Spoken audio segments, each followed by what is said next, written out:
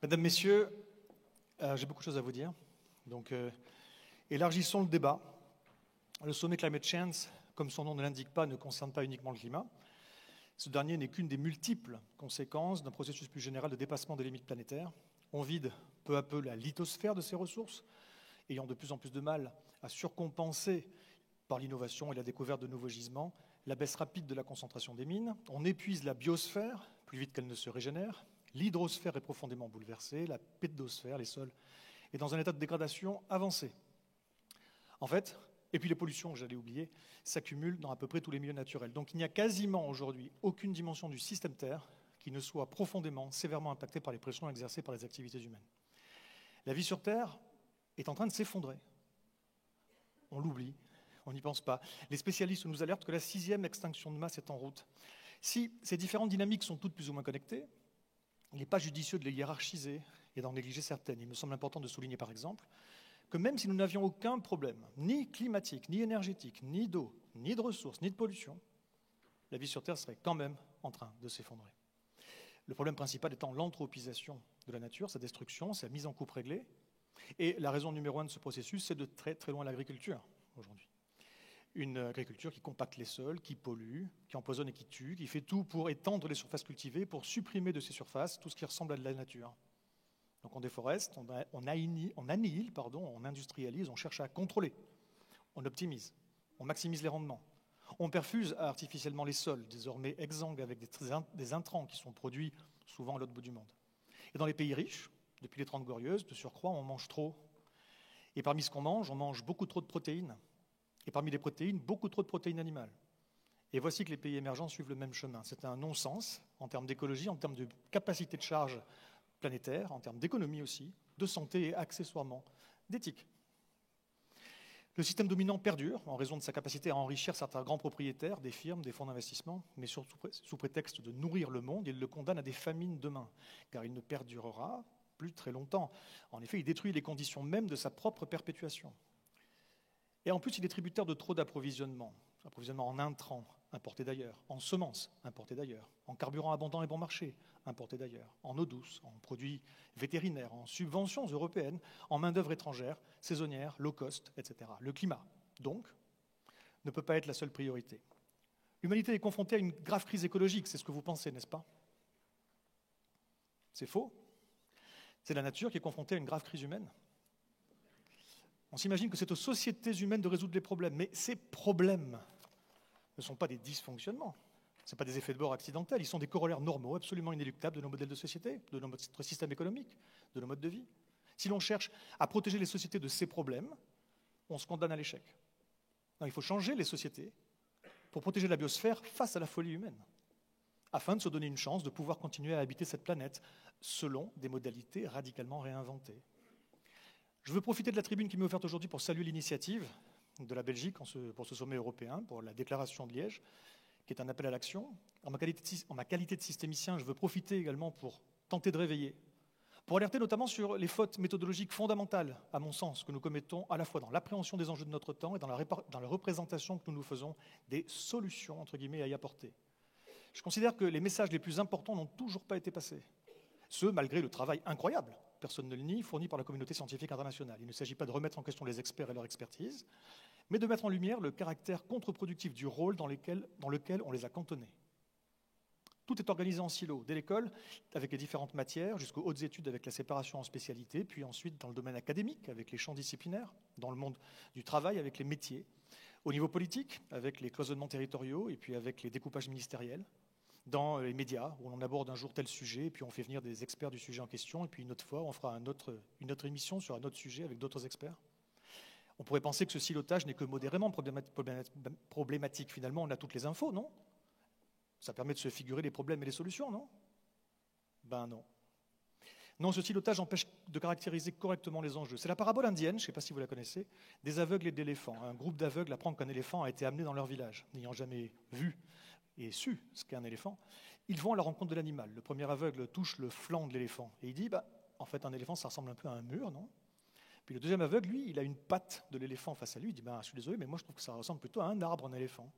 Et puis le troisième touche la trompe de l'éléphant. Il dit, moi, je trouve que ça ressemble à un serpent. Et le quatrième, il touche la queue. Il dit, moi, je trouve que ça ressemble à une corde. Chacun se fait une idée de l'éléphant, certes approximative, mais logique, étant donné les informations dont il dispose. Pourtant, la somme de leurs déductions ne permet pas de comprendre ce qu'est un éléphant. Aujourd'hui, nous sommes collectivement aveugles face au plus gros pachyderme de tous les temps. Cette sorte d'isolationnisme des expertises nous a enfermés dans des imaginaires, dans des présupposés assez candides quant à ce qui représente des solutions. Dans les registres stratégiques, on s'est enfermé dans des registres stratégiques qui ne sont pas de nature à nous permettre d'échapper à des disruptions sociétales majeures dans les années et décennies qui viennent.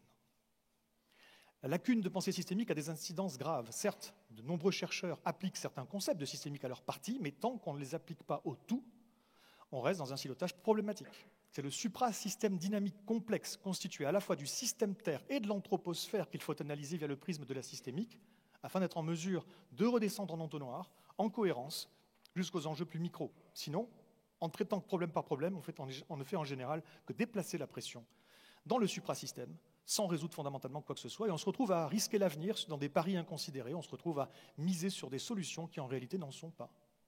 Le changement climatique, la dévastation de la biosphère, la déplétion des ressources, le détraquement des cycles biogéochimiques, les pollutions, tous ces phénomènes d'autres encore ne sont pas des problèmes de fond, mais seulement des symptômes du problème. Le problème, c'est que notre civilisation est une méga machine qui convertit la nature en déchets. En amont, on prélève des ressources, ensuite on les transforme avec de l'énergie en biens, en services, en routes, en bouffe, ce que vous voulez, c'est les sociétés humaines, ce sont les activités humaines, et ensuite on génère des déchets et des pollutions en aval. C'est très très linéaire, il y a quelques rebouclages, mais c'est très linéaire. On prélève trop vite, ensuite au passage on transforme plus vite que la capacité d'adaptation de la nature, on détruit plus vite que la capacité de régénération de la nature, et on pollue plus vite que la capacité d'absorption de la nature. Voilà le problème, mesdames et messieurs, parce que nous vivons dans un système qui est productiviste, qui est consumériste, qui est matérialiste, un capitalisme d'accumulation, réfractaire d'ailleurs à toute limite. On considérait que c'est inacceptable, limite dictatoriale, d'empêcher quelqu'un comme, je ne sais pas moi, Musk, Bezos ou Arnaud d'avoir 100 milliards de plus. Il ne faudrait surtout pas mettre de limite. Ce système donc, en amont, il est extractiviste, en aval, il est pollutionniste, et puis au milieu, il est destructionniste.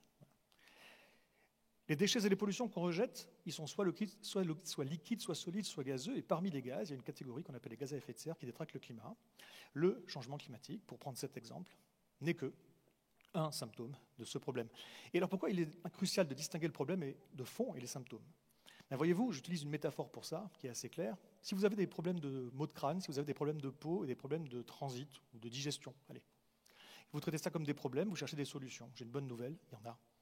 Pour les problèmes de tête, vous avez du paracétamol ou de l'ibuprofène. Pour les problèmes de peau, vous avez une pommade. C'est d'ailleurs un spécialiste qui vous l'a prescrite, un dermatologue réputé. Et puis il y a un autre spécialiste, un gastro-entérologue, qui va vous prescrire pour vos problèmes de ventre la tisane magique. 3 problèmes, 3 solutions. Parfait ? Donc tout est résolu. Vous pouvez continuer à vivre normalement, n'est-ce pas ? Oui, sauf que si ces problèmes sont en réalité différents symptômes du fait que vous avez un cancer généralisé, c'est-à-dire un dérèglement systémique de votre organisme, on ne soigne pas le cancer généralisé avec paracétamol plus pommade plus tisane. Il faut comprendre la nature systémique de la problématique pour comprendre que la réponse à y apporter, la vraie thérapie qui fonctionnerait pour soigner la maladie, n'a strictement rien à voir avec la somme des réponses aux différents symptômes. Donc la décarbonation du monde est absolument vitale. Ne me faites pas dire ce que je ne dis pas. Pour autant, ce ne traite qu'un symptôme, un de ces multiples symptômes. Il n'y aura pas de solution sans un changement systémique, c'est-à-dire un changement de modèle de société, et avant toute chose un changement de modèle économique, avec l'instauration de limites, notamment de limites à l'accumulation pour une personne, qu'elle soit physique ou morale. Alors certes, on ne peut pas tout savoir, on ne peut pas tout modéliser, et si on attend de pouvoir le faire pour agir, il ne se passera probablement rien. Mais vu ce qui est en jeu, c'est juste l'habitabilité de la Terre pour la plupart des formes de vie, il est plus que temps d'opérer un sursaut, même si on ne sait pas tout. Si certains d'entre vous, d'ailleurs, je dis ça, ou pour ceux qui regarderont la vidéo un jour, font partie de ces gens, les penseurs d'alerte de mon acabit horripile, si vous jugez défaitiste ce que je raconte, si vous considérez que rien ne doit entraver la bonne marche du progrès, eh bien il est plus que temps, selon moi, ne serait-ce qu'au nom de l'intégrité intellectuelle, de vous interroger sérieusement sur ce que vous appelez le progrès. On n'a jamais disposé de plus de moyens, de plus de connaissances, de plus d'informations, de technologies, de puissance de calcul, d'innovations prodigieuses en veux-tu en voilà, et pourtant, jamais la situation n'a été aussi critique, pourtant jamais la trajectoire du monde ne nous a entraînés aussi vite dans une direction opposée à toute perspective de soutenabilité. Et si vous vous inscrivez en faux contre ce tableau de la situation, si vous pensez que je dramatise, honnêtement, c'est parce que vous vous autorisez à avoir un avis sur un sujet que, à l'évidence, vous ne maîtrisez pas. Et au fond de vous, vous le savez. La science converge massivement vers un constat de gravité et d'urgence, vers la conclusion que l'humanité et le reste du vivant ne pourront échapper à des cataclysmes déjà enclenchés sans des changements structurels profonds de nos modèles de société, du modèle économique mondialisé, de nos modes de vie, de nos consommations, de nos activités, de nos pratiques, de nos objectifs, de nos indicateurs, de nos méthodes, de nos comportements, de nos postures, de nos addictions. Une simple addition d'innovations, si brillante soit-elle, ne permettra pas de relever les défis fondamentaux de notre temps. L'heure est désespérément venue d'adopter une attitude responsable, une attitude de gestionnaire de crise et de risque, en considérant sérieusement l'hypothèse de l'échec de nos stratégies pour rendre le monde soutenable. Ça ne veut pas dire qu'il faut mettre un terme à ces stratégies. En aucun cas, elles sont indispensables. Tenter de décarboner, comme je le disais, c'est absolument vital. Mais même si on y parvenait, ça ne serait pas pour autant une solution. Nous aurions de l'énergie, si modérément émissive soit-elle, au service d'une machine qui prend dans la nature et qui transforme en déchets. Voilà ce qu'on ferait. La somme des stratégies, solutions et politiques dont nous disposons à ce stade constitue au mieux un cocktail paracétamol plus pommade plus tisane. Ça ne rendra pas le système durable. Donc il ne durera pas. Comment cessera-t-il de fonctionner? Quand? À quelle vitesse? Alors ça, nul ne peut le dire. Mais il devient très plausible que cela impacte une grande partie de l'humanité dès la première moitié de ce siècle. Il faut donc s'y préparer. Ce devrait être une priorité stratégique du continuum sécurité-défense et même une prérogative régalienne. Le hic, c'est que nous allons disposer de moins de ressources pour gérer davantage de problèmes, car un changement de régime climatique est initié, car l'étiolement écologique s'aggrave, et nous connaîtrons des pénuries chroniques, le tout sur fond de tensions sociales et géopolitiques grandissantes. Il est probable que les années 2030 marquent la sortie de l'ère des hydrocarbures abondants et bon marché, au moins pour l'Europe, mais pour aussi une grande partie du reste du monde. Cette fin de la fiesta, à laquelle tout le monde n'a pas été convié, s'accompagnera de ruptures logistiques auxquelles les sociétés, territoires, l'économie, les institutions et les habitants ne sont pas préparés, en tout cas pas pour l'instant. Nos approvisionnements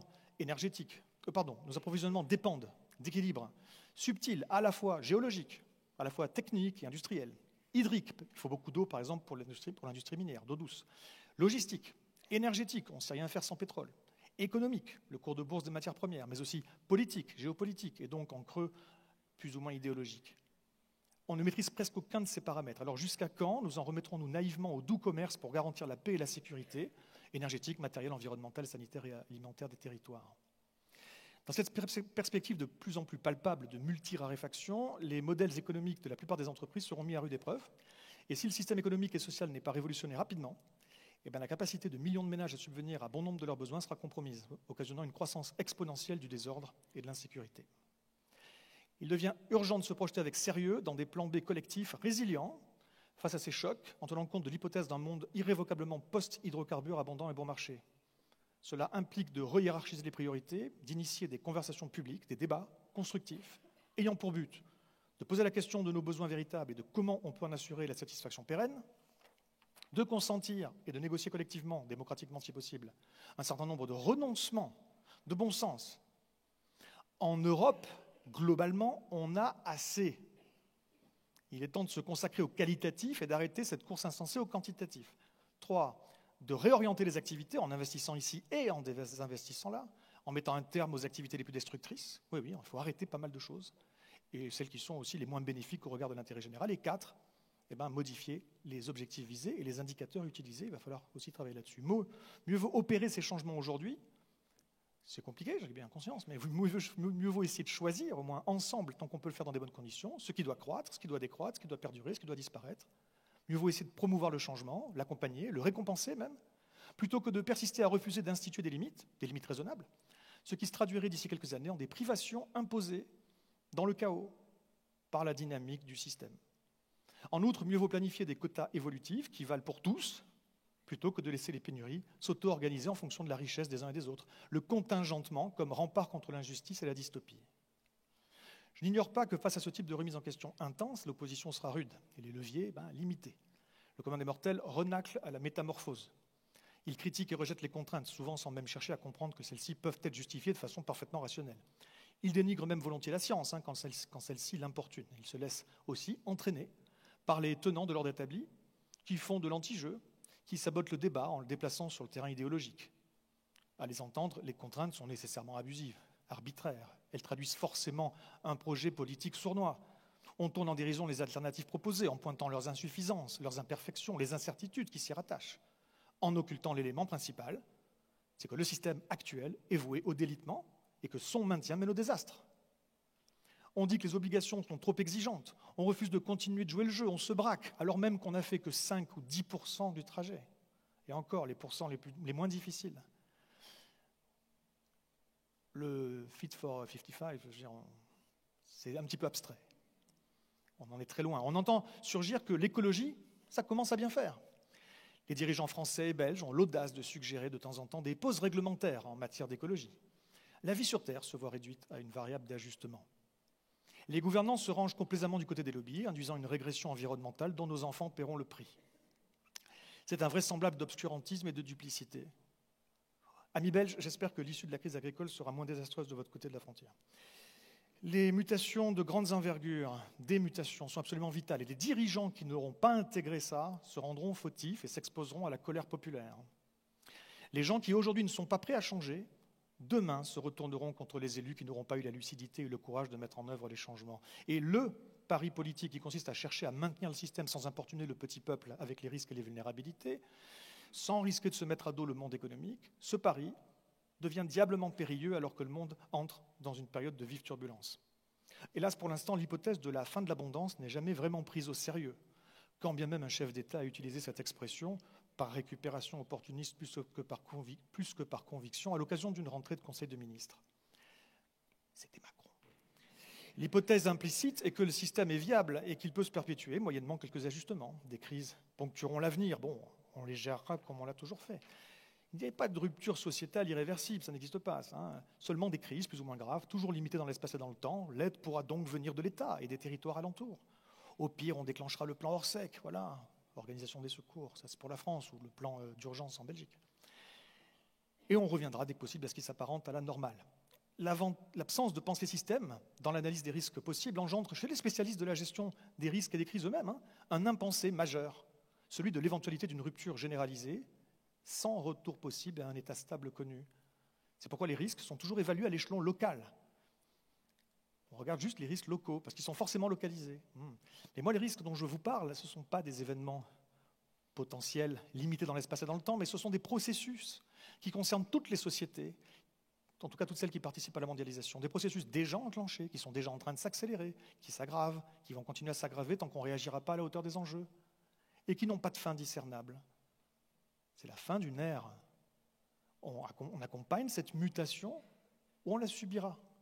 On peut essayer de la planifier un peu, de la piloter un peu, ou on subira dans le chaos. Tout territoire devrait dorénavant se préparer à des risques devenus plausibles peut-être avant 2030, probablement avant 2040, quasi sûrement avant 2050 selon pas mal d'experts dont je fais partie, des risques de rupture touchant les systèmes énergétiques, le carburant en premier lieu, touchant la logistique, certaines infrastructures critiques, le système de soins aussi. Tout territoire devrait anticiper des risques de pénurie de longue durée à grande échelle en denrées alimentaires, en eau potable, ainsi qu'en médicaments et autres fournitures médicales, et d'autres choses, moins importantes peut-être. Dans les prochaines décennies, le monde va devoir affronter une descente énergétique et matérielle. Pour une raison que je n'ai pas le temps de développer en détail ici, mais que j'expose dans certains cours de systémique, allez visiter une vidéo en ligne si vous voulez. En tout cas, même si toutes les activités économiques n'ont pas la même empreinte énergétique et matérielle, au niveau sociétal et encore plus à l'échelle mondiale, la corrélation est très très forte entre les flux d'énergie et de matière et l'intensité économique. C'est pourquoi cette descente énergétique et matérielle absolument inéluctable s'accompagnera, quoi qu'on fasse, d'une contraction économique. Et aucune forme d'économie, aucune forme de croissance, soi-disant verte, n'y pourra quoi que ce soit. Pour des raisons que je développe également en détail dans certains cours, que vous trouverez sur Internet, le découplage absolu, intense, rapide et de long terme qu'il faudrait entre les activités économiques et l'empreinte écologique dans toutes ses composantes, pas simplement les émissions de GES, afin qu'une croissance verte soit envisageable, ce découplage est totalement hors d'atteinte. D'ailleurs, on s'en éloigne, et même rapidement. Donc la réalité correspond plutôt à un surcouplage. La pression extractive s'intensifie en amont, les flux de pollution s'accélèrent en aval, la destruction écologique s'accentue toujours plus vite entre les deux. Non, non, non. Il n'y aura pas de croissance durable. C'est un leurre. Ainsi donc, une contraction économique est absolument inexorable. Et contrairement à ce qui est répété à l'envi par les chantres du toujours plus, soit on s'acharne dans ce système qui est conçu pour s'effondrer s'il cesse de croître, et cette contraction à isosystème se manifestera sous la forme d'une récession, puis d'une dépression économique épouvantable, une grosse casse sociale, soit on tente une forme ou une autre de décroissance. Je dis une forme ou une autre parce qu'il y a plein de choses qui sont proposées, les décroissants ne sont même pas d'accord entre eux. Il y a plein d'idées qui circulent. La décroissance, ce n'est pas l'inverse de la croissance, c'est un projet politique qui consiste à remodeler le système économique et social afin de pouvoir organiser la descente plutôt que de la subir, parce qu'il n'y a pas le choix, tout en sécurisant l'accès à l'essentiel pour les moins aisés, afin d'éviter une calamité sociale. Je ne dis pas que c'est parfait, mais ne faisons pas dire aux mots leur contraire. Quand on dit les décroissants sont fous, quand on s'obstine dans la posture qui consiste à taxer les décroissants d'irresponsabilité, en fait, c'est refuser de voir que le système de croissance arrive à sa limite de fonctionnement et qu'il faut en sortir. Il n'y a pas le choix. Ce qu'on a de mieux aujourd'hui, c'est quelques propositions de décroissance. Voilà, c'est ce qu'on a de mieux. Je suis désolé, même si on n'aime pas. Ce qui est irresponsable, c'est de persister dans cette logique qui met tous nos systèmes en sur-régime, jusqu'à la dislocation, qui est déjà en train d'engendrer un effondrement de la biosphère et qui va se traduire par une hécatombe humaine et écologique. La littérature académique sur ces sujets est à présent suffisamment riche pour qu'on n'ait plus à supporter à longueur de discours les lieux communs ineptes des adeptes de la croissance.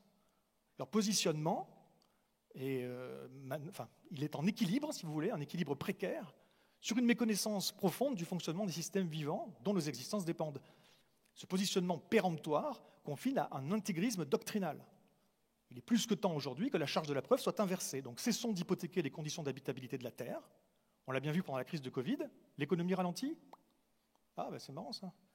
Les émissions de gaz à effet de serre ralentissent aussi, la nature revient, il y a des choses qui se remettent en place. Ça a l'air de marcher. Donc on va faire ça parce que c'est plutôt la priorité en fait. Voilà. Et si les croissancistes parviennent à faire la preuve de la possibilité concrète d'une croissance verte, on en reparlera. Voilà. Nous pourrons en reparler parce qu'entre-temps, l'habitabilité de la Terre aura été sauvegardée. Tant que la preuve de la possibilité d'une croissance durable n'aura pas été établie, le bon sens invite à considérer cette hypothèse comme une maladaptation délétère. Objectif du développement durable numéro 8. Croissance économique et travail décent. Je ne sais pas pourquoi ils les ont mis ensemble, ça n'a rien à voir. Croissance économique. Et c'est pourquoi mon avis sur le développement durable, au risque de choquer, est qu'il fait aussi partie d'une gigantesque maladaptation. D'ailleurs, depuis l'avènement du développement durable, ça fait quand même 30 ans, c'est pas plus durable. Alors en fait, si vous voulez, il y a plein de choses positives qui sortent du développement durable. Attention, je n'ai pas dit le contraire, il y a beaucoup de choses très positives. Heureusement qu'on a le développement durable pour plein de choses, mais ce n'est pas une solution. Le cadre conceptuel est hors sol, et je pourrais développer ça, je le fais une fois de plus, là encore, dans d'autres vidéos, vers lesquelles je vous renvoie, parce que là, mon temps est compté. Je profite en tout cas aussi de la présence de décideurs politiques aujourd'hui pour partager certaines idées, alors qui vont dans le sens des principes de la déclaration de Liège, et puis d'autres qui n'engagent que moi, qui proposent d'aller encore plus loin, et puis en même temps de faire une sorte de pas de côté. J'espère que les politiques qui ne sont pas ici aujourd'hui, d'ailleurs, quel que soit leur pays et l'échelle à laquelle leur responsabilité s'exerce, verront la vidéo de cette plénière. Nous ne sommes pas du tout où l'on devrait être en matière de mobilisation, ni dans l'intensité et l'urgence de ce qu'on fait, ça c'est par méconnaissance des dynamiques en cours, des ordres de grandeur, par manque de compétences en matière d'écologie, pour saisir ce qui se joue, mais également, on n'est pas au niveau dans la nature même des réponses imaginées comme des solutions, par ignorance de la pensée systémique. La vie sur Terre est en train de s'effondrer, je le répète. Ce n'est pas un point de vue, ce sont des observations. Les populations de vertébrés, par exemple, déclinent partout dans le monde, partout, à quelques très rares exceptions très localisées près. Et si on fait la moyenne des taux d'extinction, des taux de déclin des populations de vertébrés partout dans le monde, on obtient entre 1970 et 2018, donc en 48 ans, on obtient 69%. La vie sur Terre est en train de s'effondrer et on regarde Netflix. Qu'est-ce qu'on fait ? La vie sur Terre est en train de s'effondrer et on opte pour des politiques du moindre effort. On tolère de modifier certaines habitudes tant que ça ne touche pas ce à quoi on tient. La vie sur Terre est en train de s'effondrer et puis on fait des calculs.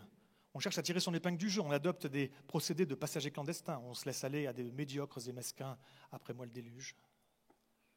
L'habitabilité de la Terre est mise en péril. Notre aptitude à nous occuper de tous les autres enjeux, de tous les projets, de toutes les causes à défendre, notre aptitude est conditionnée par notre capacité à relever ce défi-là. Il est impératif d'enfin saisir les enjeux et de se ressaisir. Le monde a besoin de dirigeants qui ne se contentent pas d'impulser des projets positifs, mais osent aussi remettre en question les activités néfastes, en facilitant la reconversion des effectifs concernés, des dirigeants ayant le courage de prendre des décisions difficiles qui s'imposent, en conformité avec la science, tout en œuvrant à en faciliter l'adoption par tous. Il est temps de poser des questions fondamentales. Qu'est-ce qui compte vraiment ? Dans quel but fait-on les choses? De quoi a-t-on vraiment besoin? À partir de quand peut-on considérer qu'on a assez? À quoi sommes-nous disposés à renoncer? Que sommes-nous prêts à sacrifier? Comment peut-on redéfinir la réussite et le progrès? Que signifie faire société et vivre ensemble? Que veut-on pour nos enfants? Quels choix sont les plus susceptibles de nous rendre fiers et de rendre fiers nos proches? Lesquels sont les plus susceptibles d'engendrer du regret ou du remords? Comment créer ou recréer un lien sensible avec le reste du vivant, un rapport éthique et de bon sens avec la nature? Comment peut-on mobiliser, instaurer une culture du risque, de la responsabilité et de la, ça a déjà été dit avant moi, solidarité? Oui, la solidarité, oui. Solidarité par altruisme ou par calcul, mais solidarité. Quelles règles faut-il changer? Quelles limites faut-il mettre en place? La limite n'est pas contraire à la liberté. La liberté de chacun découle d'une géométrie collectivement négociée des droits et des devoirs. Quand des limites énergétiques et matérielles, biophysiques et écologiques s'imposent aux sociétés, ne pas les retranscrire rationnellement en liberté et en interdit ne peut que finir en drame. Ceux qui refusent de nouvelles limitations par principe, sans s'intéresser aux bouleversements en cours, n'œuvrent pas au nom de la liberté ainsi qu'ils le prétendent, mais dans l'espoir égoïste de maintenir leurs privilèges. Il est temps de limiter l'accumulation, par exemple, du capital. Tous ces questionnements et d'autres peuvent être soumis à l'intelligence collective lors de vastes campagnes de conventions citoyennes, par exemple, ce qui devrait aboutir à la conclusion partagée qu'un tous sur le pont est nécessaire. Il est temps de déclarer un état d'urgence planétaire, mesdames et messieurs les dirigeants politiques, qui consisterait à investir massivement dans la régénération écologique, à criminaliser et à stopper les activités dévastatrices et à inaugurer une instance de décision et de coordination internationale inédite visant à organiser une descente énergétique et matérielle et à piloter à l'échelle planétaire les efforts collectifs de première nécessité face à la problématique du dépassement écologique planétaire dans toutes ses dimensions. Il est temps de concevoir et de planifier ces transformations et de se donner les moyens de la piloter, cette transformation, avant que les chocs ne surviennent. Le temps nous est compté. Le besoin est pressant d'un tel organe de coordination planétaire. Jusqu'ici, l'ONU ne constitue pas un tel mécanisme. Les COP ne sont qu'une forme de multilatéralisme conversationnel. Je vous vois, Jean-Pascal, mais je vais finir. J'ai encore une page. Mais au-delà de toutes ces mesures hautement politiques, vous faites votre job, je ne vous en veux pas, mais je vais aller jusqu'au bout quand même de mon speech, à moins que les gens m'en empêchent. Qui est contre? C'est bon, j'ai le public avec moi. Mais au-delà, vous ne pouvez que perdre. Mais au-delà de toutes ces mesures hautement politiques, il faut aussi avoir la sagesse et le cran d'envisager l'échec de nos stratégies pour rendre le monde soutenable. Je sais que ça dérange de dire ça. Les propositions qui existent sont presque systématiquement des mesures d'atténuation, d'adaptation. C'est le GIEC qui fonctionne comme ça, mais pas que. Tous les spécialistes vous proposent essentiellement des mesures d'adaptation ou d'atténuation. Et la question qu'aujourd'hui on doit se poser, surtout en tant que dirigeant, est-on certain que les stratégies de transition, adaptation, atténuation, dont on dispose vont fonctionner? Est-on certain que les gens finiront par jouer le jeu? Les riches vont jouer le jeu, les entreprises vont jouer le jeu, les investisseurs vont jouer le jeu, les actionnaires vont jouer le jeu?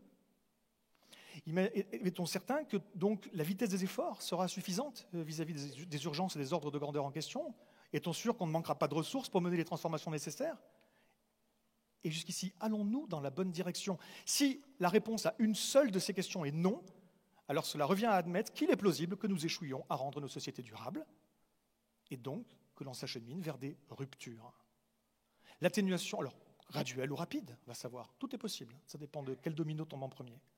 L'atténuation et l'adaptation sont vitales et il faut redoubler d'efforts dans ces deux domaines, ça c'est sûr. Néanmoins, il est crucial d'envisager également le cas devenu selon moi vraisemblable où l'on ne parviendrait ni à atténuer les problèmes suffisamment vite, ni à adapter nos sociétés suffisamment vite. Et où on se retrouverait face à des ruptures de continuité. Or, vu ce qui est en jeu, il est inacceptable de ne pas travailler au développement d'une résilience systémique, une résilience collective face à des risques de rupture de continuité majeure et durable, c'est-à-dire notre capacité collective à s'auto-organiser spontanément en cas de pénurie grave, tout en se serrant les coudes face à l'adversité pour limiter le chaos et maintenir des existences dignes. Cette résilience systémique, ce n'est pas la même que celle du GIEC ou ce n'est pas la même que la plupart des autres résiliences spécifiques. Même si le GIEC, il y a beaucoup de choses, évidemment, dans les rapports du GIEC. Mais souvent, il y a plein de résiliences spécifiques. On va avoir des spécialistes de la résilience, par exemple, des systèmes d'information face aux risques cyber. C'est très spécifique. La résilience systémique, elle n'est pas spécifique. La résilience du GIEC, elle entre essentiellement dans la catégorie des mesures d'adaptation. Pas la mienne, pas la résilience systémique, qui justement part du cas où on n'arriverait pas ni à adapter, ni, en tout cas pas assez vite, ni à atténuer. Donc, les politiques devraient se positionner en facilitateur d'une émergence, d'un foisonnement d'initiatives en matière de résilience territoriale, de constitution de réseaux solidaires intra- et interterritoriaux, en matière aussi de cohésion et de justice sociale et de régénération écologique, pas parce que je préfère, il n'y a rien d'idéologique là-dedans de mon côté, mais parce que sinon ça ne marchera pas pour créer de la résilience collective. Ça doit passer par des expérimentations territoriales, et toutes les expériences concluantes doivent être mises en récit de façon inspirante et diffusées pour devenir des exemples à suivre. Les porteurs de projets doivent se relier entre eux et embrasser un rôle d'agent d'une révolution de nature culturelle, car c'est ainsi et seulement ainsi qu'une massification des bascules personnelles et collectives devient envisageable. Ce bottom-up est un complément indispensable du top-down, il ne faut pas les opposer, et les décideurs qui l'auront compris et qui auront contribué à l'impulsion de cette dynamique culturelle nouvelle conjureront bien des tragédies. Cette résilience systémique n'est pas spécifique à un type de risque, elle concerne spécifiquement les risques systémiques, et je précise avant de clôturer, que ce sont des processus de longue durée et non des crises épisodiques. Cette résilience-là ne cherche pas à s'accrocher à un existant, elle est profondément transformative, collective et culturelle. Il s'agit d'empouvoirer les gens, non pas pour qu'ils se débrouillent tout seuls, mais pour qu'ils retrouvent un rôle, ou trouvent tout court, un rôle actif dans leur vie, qu'ils ne soient plus cantonnés à une fonction de figuration. Il s'agit de mobiliser via un sentiment d'urgence et de passer à l'action collectivement, ce qui permet de développer une puissance d'agir et de laisser derrière la résignation afin de co-construire des espoirs lucides. Contrairement à une croyance très répandue, pour inciter à des remises en question profondes, individuelles, collectives, sociétales, culturelles, et peut-être même systémiques, le levier le plus efficace, c'est la peur. Pas n'importe quelle peur, hein, une peur rationnelle, une peur honnête. Et ce n'est pas moi qui le dis. Allez voir ce que disent les experts du sujet, parce qu'il y a tout un champ d'expertise sur la peur. Regardez la méta-analyse parue en 2015, Appealing to Fear. Ce n'est pas le titre complet, mais avec ça vous retrouverez. Appealing to Fear. Est-ce que la peur paralyse ou est-ce qu'elle mobilise? Résultat de 127 études sur la question, elle mobilise toujours, elle ne paralyse jamais. Il ne faut pas avoir peur de faire peur, c'est notre meilleur levier. Par contre, attention, si on ne fait que peur, c'est aussi une catastrophe. Parce que la peur toute seule, on a besoin d'un électrochoc, mais l'électrochoc tout seul, il incite au repli. Voilà. Et donc, pour ne pas avoir ce repli, eh bien, il faut donner des clés. J'ai vraiment fini. Donner des clés, j'en ai pour une minute là. Donner des clés. Les clés de la juste mobilisation, en fait, ça réside dans un subtil mélange de peur rationnelle et d'empouvoirment en fournissant aux gens des clés de compréhension et d'action, des idées, des exemples inspirants de choses réussies, des outils, des leviers actionnables, l'accès à des réseaux, etc. On leur permet de visualiser des trajectoires alternatives et de se projeter ensemble. Il faut finir d'avoir peur de faire peur. Et il faut apprendre à utiliser la peur de façon constructive. C'est ainsi que l'on déclenchera des sursauts salutaires et les gens pourront ensuite dépasser cette peur via la mise en mouvement collectif. Dirigeants, c'est ma clôture. Acteurs de la société civile, acteurs économiques, représentants du monde associatif, simples citoyens et tous ceux que j'oublie, le monde change vite. Si nous voulons préserver ce qui compte, il nous faut vite changer aussi. Coupables ou non, coupables pour le passé ou non, nous sommes tous responsables de l'avenir. Les connaissances sont accessibles, la neutralité n'est plus possible. Ne pas passer à l'action aujourd'hui, c'est choisir de faire partie du problème. Dans ce contexte éprouvant, une chance rare, finalement, nous est offerte, celle de pouvoir devenir les héros de nos enfants. Le temps est arrivé où le monde se scinde entre, d'un côté, les héros, de l'autre, les monstres, les pleutres et les aliénés. Le choix nous appartient, ça aurait dû être avant-hier, ça aurait pu être hier, demain sera trop tard, il nous reste aujourd'hui. Tous sur le pont,